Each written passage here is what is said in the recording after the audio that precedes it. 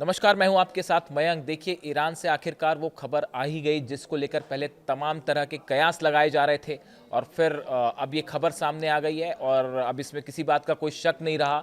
खबर के मुताबिक इस्फहान न्यूक्लियर साइट पर ईरान ने S-400 डिफेंस सिस्टम का टेस्ट किया है और ये भी बताया जा रहा है कि रूस के कहने पर ईरान ने इस बार इस्फहान में S-400 डिफेंस सिस्टम से मिसाइल्स फायर की। देखिए, मैंने आपको सबसे पहले ये वीडियो बनाया था, करीब 3 महीने पहले की बात होगी। इस्फहान में ही देखिए एक बार फिर खबर सच साबित हो रही है। एक्चुअली आपसे 3 महीने पहले मैंने एक वीडियो बनाया था जिसमें आपको ये बताया था कि इस्फहान में एक मिसाइल फायर की गई। इस्फहान यानी कि वो न्यूक्लियर सेंटर जिस पर अमेरिका ने B-2 बॉम्बर से हमला किया था। यहाँ से जो मिसाइल फायर की गई, उस मिसाइल्स को लेकर जो मिसाइल एक्सपर्ट्स हैं, डिफेंस एनालिसिस जो करते हैं ऑर्गेनाइजेशंस, उनके कान खड़े हो गए थे क्योंकि ये बताया गया था कि ईरान ने इस्फहान से जो मिसाइल टेस्ट किया है वो S-400 डिफेंस सिस्टम में यूज होने वाली मिसाइल है। इस तरह की खबर आई। देखिए, ये खबर ऐसी थी जो कान खड़े करने वाली थी। मैंने उसको पढ़ा और सबसे पहले मैंने आपको एक वीडियो बनाया था, बताया था और इस तरह की बात मैंने कही थी कि जो टेस्ट हुआ ये उस मिसाइल का टेस्ट है जो S-400 में इस्तेमाल होती है, ऐसे दावे हो रहे हैं। और अब देखिए, करीब 3 महीने बाद खबर ये आई है कि ठीक 24 घंटे पहले ईरान ने इस्फहान न्यूक्लियर साइट के पास S-400 की कई मिसाइल्स दागी हैं। इस तरह की खबरें आपको कई डिफेंस एनालिसिस जो ऑर्गेनाइजेशंस हैं या मैगजीन्स हैं उसमें मिल जाएगी। मैं जो आपको एग्जैक्ट खबर छपी है वो पढ़ के बता रहा हूं। Iran has reportedly conducted its first operational field test of Russian-made S-400 air defense system near Isfahan, a location housing key nuclear infrastructure. Analysis say the deployment signals Tehran is preparing for potential US और Israeli strikes. देखिए, इस खबर के मुताबिक जो छपी हुई है उसके मुताबिक मैं बता रहा हूं, जो ये दावे हो रहे हैं कि ईरान ने S-400 एयर डिफेंस सिस्टम का इस्फहान में अब खुलकर टेस्ट कर लिया है और ये भी दावे हो रहे हैं कि ये इस बार टेस्ट रूस के कहने पर हुआ। और देखिए, इसको उससे जोड़कर देखा जा रहा है जिस तरह से डोनाल्ड ट्रंप ने अपना दूसरा एयरक्राफ्ट कैरियर जो है वो भेज दिया है ईरान के पास। अब्राहम लिंकन पहले से मौजूद है, अब नया और सबसे बड़ा जो एयरक्राफ्ट कैरियर है वो ईरान की तरफ बढ़ रहा है और अगले 4 से 5 दिनों में वो मिडिल ईस्ट पहुंच भी जाएगा। देखिए, एक तारीख ऐसी है जिसके बारे में मैं कुछ कहना नहीं चाहता, लेकिन कई सारे लोग हैं उसके बारे में बातें कर रहे हैं। अगर आप डिफेंस एक्सपर्ट्स या उनके कमेंट्स देखें या उनसे चर्चा करें तो एक डिप्लोमेट्स के बीच में भी एक तारीख चल रही है, कहा जा रहा है 19 फरवरी। 19 फरवरी के बाद कभी भी ईरान पर हमला हो सकता है, इस तरह की बात सोशल मीडिया पे चल रही, कुछ लोग दावे कर रहे हैं। अभी मैं इस बारे में कुछ नहीं कहना चाहता। गजा को लेकर एक बड़ी मीटिंग होने वाली है अमेरिका में। बताया जा रहा है कि इस मीटिंग के बाद शायद ईरान पर हमला हो सकता है। खैर, हम उस पर बात करेंगे। लेकिन डोनाल्ड ट्रंप की तरफ से 2 बयान, एक फैसला और एक बयान। देखिए, डोनाल्ड ट्रंप ने ये बात साफ कह दी है कि ईरान के साथ किसी भी तरह समझौते का जो सबसे अच्छा तरीका हो सकता है वो हो सकता है ईरान में रिजीम चेंज हो जाए, अली खामेनी साहब की सत्ता बदल जाए। ये सबसे अच्छा हो सकता है, ऐसा डोनाल्ड ट्रंप का कहना है।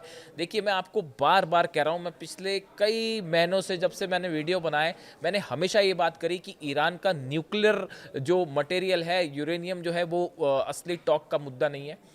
मिसाइल्स जो हैं वो असली टॉक का मुद्दा नहीं है। असली मुद्दा है कि कैसे अली खामेनी साहब को सत्ता से हटाया जाए और इसीलिए 12 दिन की जंग हुई थी, इसीलिए इस बार फिर हमला होगा, इसीलिए ईरान में जो है वो आतंक फैलाने की कोशिश की गई और वहां पर हिंसा फैलाई गई। लेकिन हर बार अली खामेनी साहब भारी पड़े और सत्ता परिवर्तन के ख्वाब जो थे खा भी रह गए हो। अब इन हालात में अब फिर से बातचीत हो रही है। ये सब जानते हैं कि न्यूक्लियर डील को लेकर किसी एक लिमिटेड ही बात हो सकती है, झुकेगा नहीं ईरान। और मिसाइल प्रोग्राम पे तो कोई बात ही नहीं होगी। तो मिसाइल प्रोग्राम पे बात फेल हो गई यानी नेतन्याहू का मकसद फेल। नेतन्याहू को अलग डर सताता है कि भाई हमारे यहाँ खुर्रमशहर 4 और फतेह और सेजिल गिरने लगेगी तो क्या होगा। तो नेतन्याहू वाला एंगल फंसा हुआ है।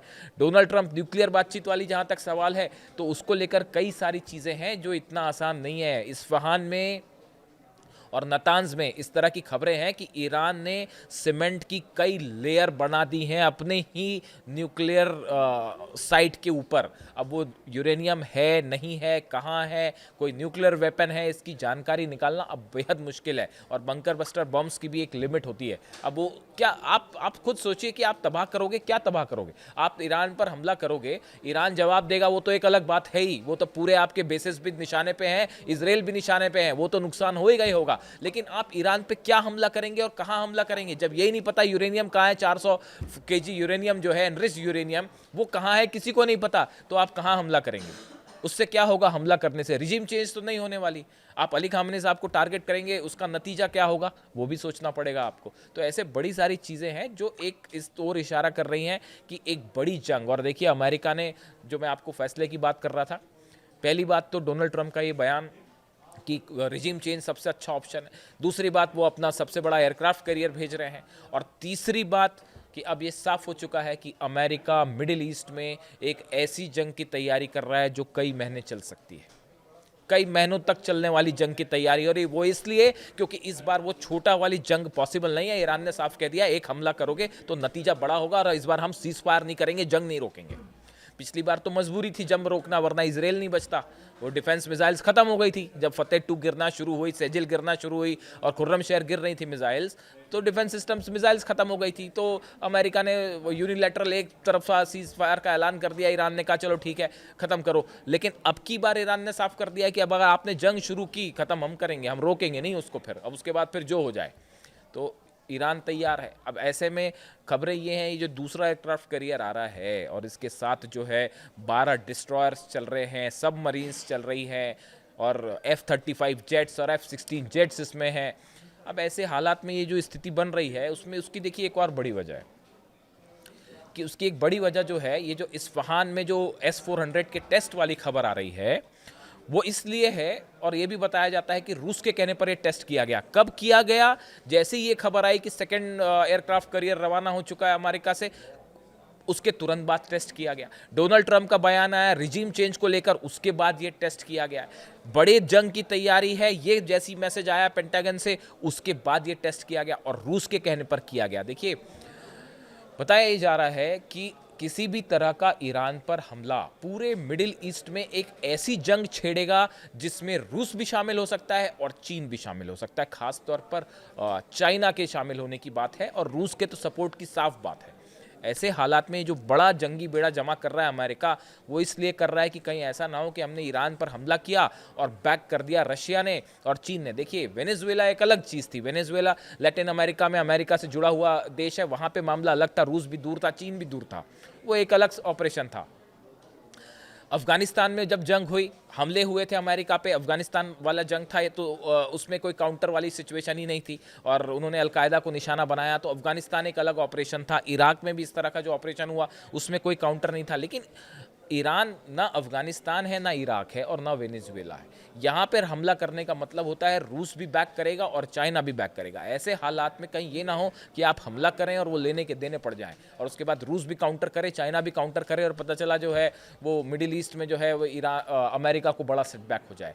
यही डर सता रहा है, जिसकी वजह से इतना बड़ा मिलिट्री जो फौज जमा हो रही है और एयरक्राफ्ट कैरियर्स आ रहे हैं नए नए। इसकी वजह यही है, अभी तक हमला क्यों नहीं हुआ। पिछली बार 12 दिन की जंग थी, एक हमला किया अमेरिका ने, उसके बाद कह दिया अब हम हमला नहीं करेंगे, इसलिए बात रुक गई। लेकिन इस बार ईरान ने कह रखा है कि अगर आप हफ्ते हमला किया तो लंबी जंग होगी और आर पार की जंग होगी। इसीलिए अब तक अमेरिका हमला नहीं कर पा रहा। और इस बीच S-400 का टेस्ट करना, जिसको लेकर कई बार कहा गया कि अमेरिका के जेट्स जो हैं वो ये पता करने में लगे हैं कि क्या ईरान के पास S-400 है या नहीं है, तो अब ये डिफेंस एक्सपर्ट्स बता रहे हैं कि ईरान ने डंके की चोट पर बता दिया है कि हाँ S-400 है और हमने मिसाइल भी टेस्ट कर दी। अब ये डिप्लॉय कहाँ कहाँ है, ये सोचने की बात है। ऐसे में जो F-35 जेट्स अंदर आएंगे अगर, या F-16 आएंगे, या हो सकता है ना भी आएँ, बाहर ही बाहर जंग हो, लेकिन अगर आते हैं तो आएंगे तो, और इसीलिए कहा जाता है कि ईरान कह रहा है कि आपके प्लेन्स आएंगे लेकिन हम वापस नहीं जाने देंगे। और S-400 के टेस्ट की खबरें अब सब जगह जो है, जो डिफेंस सेक्शन है उसमें चर्चा का मुद्दा बन गई। अब देखिए, इससे जुड़ा जो भी अपडेट होगा इस पर्टिकुलर खबर से जुड़ा? क्या S-400 को लेकर कोई और नया खुलासा होता है? क्या चाइनीज़ डिफेंस सिस्टम, अभी भी एक बड़ा क्वेश्चन बना हुआ है कि क्या चीन ने भी अपना डिफेंस सिस्टम दे दिया है? वो 16 कार्गो क्या आए थे लेके, ये अभी तक CIA और मोसाद उसी में लगे हुए हैं कि खोजने में कि आखिर वो आया क्या था। इससे जुड़ा जो भी अपडेट होगा आप तक पहुंचाऊंगा। Thank you so much.